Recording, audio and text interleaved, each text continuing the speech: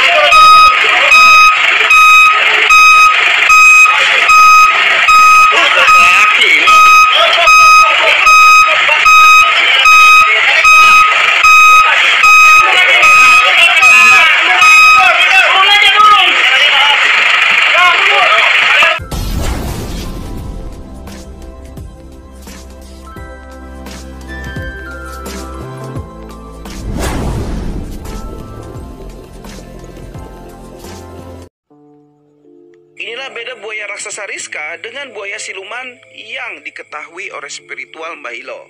Kalau saya Mbah Ilo ya, terus terang belum pernah jumpa buaya siluman Mbah Ilo. Kalau aku pun ke peternakan buaya Mbah Ilo, adanya tuh buaya-buaya memang jumbo raksasa, tetapi asli Mbah Ilo, hewan. Lah ini kok Mbah Ilo bilang ada di dunia ini namanya buaya siluman. Kenapa Mbah Ilo demikian? Nah, begini ya.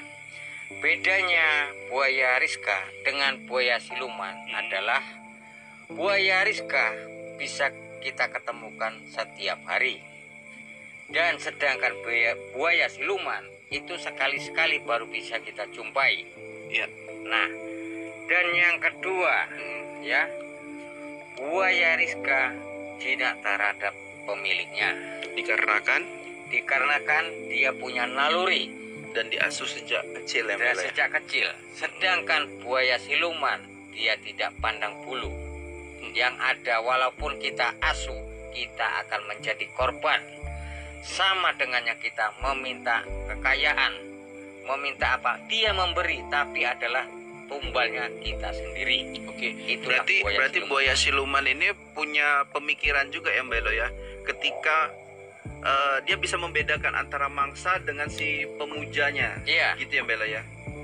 Mbak Elo, apa sih yang biasa dilakukan sama buaya siluman ini kok Mbak Elo bilang dia ada orang yang memuja buaya siluman itu Mbak Elo? Ya begini, kadang orang mancing tengah malam ya. Iya. Tiba-tiba ketemu buaya, bukan ikan yang dapat.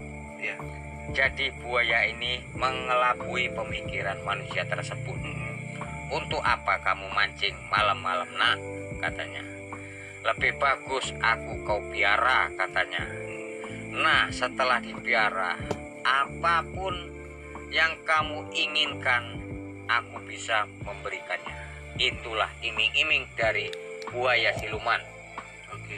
Nah setelah kita memiara ataupun mematuhi ataupun perintah-perintah dari buaya siluman tersebut, ujung-ujungnya kita yang jadi korban. Itulah bedanya buaya siluman dan buaya Pak Ambu. Jadi kalau di sini Mbak Elo, versi Mbak Elo dia sempat diternak ya Mbak Elo ya. Iya. Sementara kalau yang saya tahu buaya siluman ini punya keganasan yang sangat luar biasa loh Mbak Elo. Sangat luar biasa. Jangankan mau dipindahkan dari suatu tempat ke tempat, kita megang aja kadang udah jadi korban beliau Mbak Elo. Benar.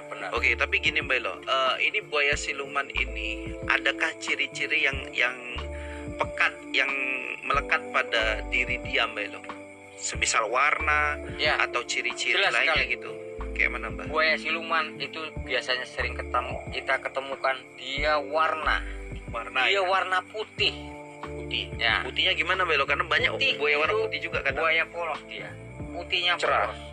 Cerah begitu ya. Cerah gitu. Tidak layak seperti yang kita lihat buaya umumnya. Oke.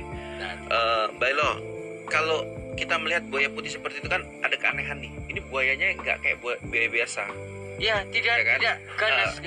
Kemudian apa yang harus kita lakukan sebagai masyarakat awam melihat buaya putih seperti itu? Terlepas dia buaya memang asli karena keturunan gen, biasanya albino Belo kalau buaya Iya. putih. Nah, atau buaya memang siluman untuk menghindarinya lah supaya aman itu. Ya begini, kalau kita lihat seperti buaya kalem gitu, biasa kalau ketemu kita dekat gitu kan, kalau buaya biasa kalau kita nggak kenal langsung dia anarkis gitu ya. Tapi kalau buaya siluman itu tidak, dia kalem gitu, lemah lembut, itu mendatang kita, dia tidak mau mangsa. Rapalan Nah, Belo, rapalan atau ada sesuatu yang dilempar, ada sesuatu yang diambil atau apa gitu Belo, untuk kita terhindar dari dimangsa dia gitu. Ya untuk siluman tadi. Ah, Nah, sebaiknya kalau kita ketemu gitu, tinggalkan kegiatan kita dari lokasi itu. Lebih bagus pulang, balik ya Belo. balik. Karena begini, kita nanti bisa terpengaruh oleh buaya siluman tersebut. Karena keindahannya Iya. dia Belo. Bisa-bisa nanti dia bisa menjelma ya, apalagi kita seorang mancing tengah malam bisa menjelma menjadi sosok wanita cantik begitu ya. Ya, jadi Nah, lebih bagus saran Lebih Mbak bagus Hilo, pulang, pergi atau tinggalkan jauhi lokasi itu. gitu ya Belo ya. Iya. Oke, jadi ini terkait buaya siluman. Nah, kalau buaya Pak Rizka apa? Rizka Pak buaya Ambo, Rizka Belo. Pak Ambo. Katanya setelah dipindahi ke penangkaran dia nggak mau makan, geraknya nggak mau cekatan kayak biasanya. Itu pandangan panjenengan gimana? Iya, begini ya. Kalau saya lihat sih, dia biasanya hidup bebas gitu Hidup ya. bebas. Ini seperti terkurung gitu, bagaikan burung gitu ya. Kayak Nah, burung ya. Ya, dia ini kebingungan gitu ya. Nah, biasa hidup bebas, dia kurung gitu ya. Ya, kita sendirilah ya. Biasa seperti hidup kita bisa sana kemari, kita seperti dijerat di besi gitu ya. Jadi saran panjenengan gimana Bella supaya buaya Rizka ini bisa seperti dulu, aktif, bergerak cepat, mau makan apa yang disediakan gitu. Ya begini, kalau selagi tidak mengganggu masyarakat ya biarkan saja. Kenapa dia mereka hidup bebas begitu ya? Toh dia Mungkin- nggak mengganggu. Iya, mungkin kalau saya pribadi sih buat penangkaran di alam cuman ada pagar gitu sih Nah, itu Mbak. pun bisa Kalau juga. menurut saya ya. Ya, itu pun bisa juga. Oke, mungkin sampai situ dulu tadi penjelasan buaya siluman dan buaya raksasa Pak Ambo seperti itu.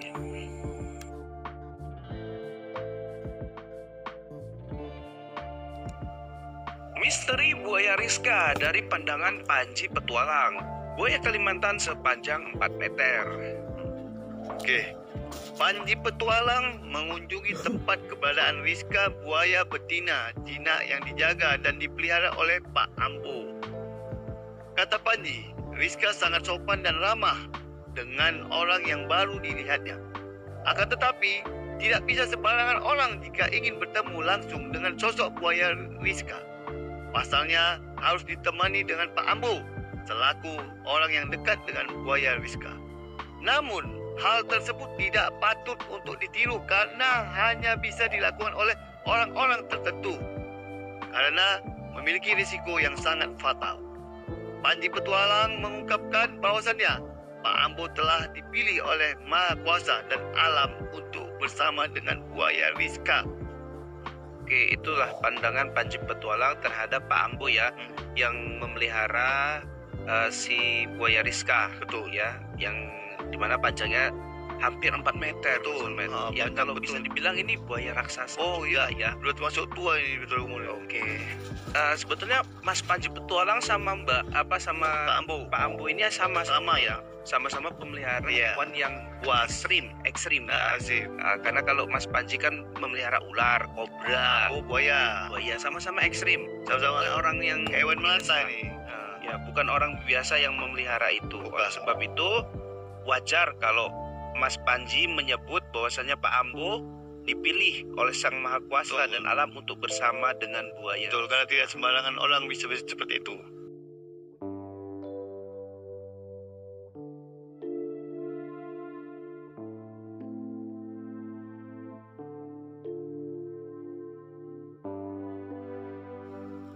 Buaya Rizka sudah dipindahkan.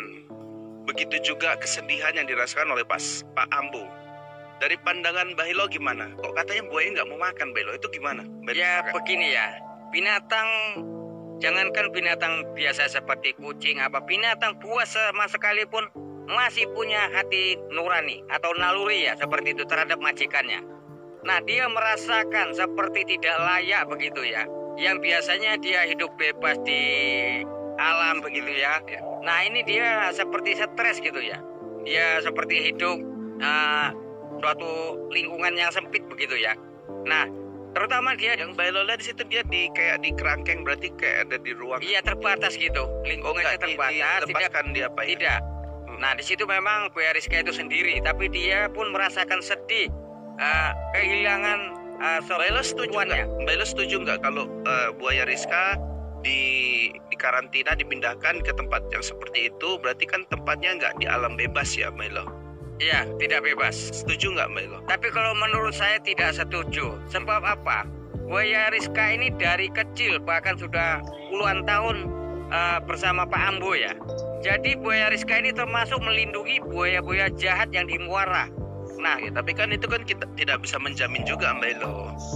ya, karena begini, kalau Buaya Rizka itu bisa dijamin oleh Pak Ambo bahwasanya dia bisa mengatasi buaya-buaya jahat yang ada di sekitar sini. Oke. Perihal itu, Mbak Elo, menurut Mbak Elo gimana perasaan Pak Ambu ketika melihat Buaya Rizka udah dipindahin? Katanya Pak Ambu sempat kesana juga. Ya, sempat juga dia melihat, sempat juga memberi makan. Namun Buaya Rizka ini masih ngambek ya, tidak begitu biasanya dikasih makan langsung makan. Itu Shock dia ya, Mas Mbak Elo ya. agak shock dia seperti itu.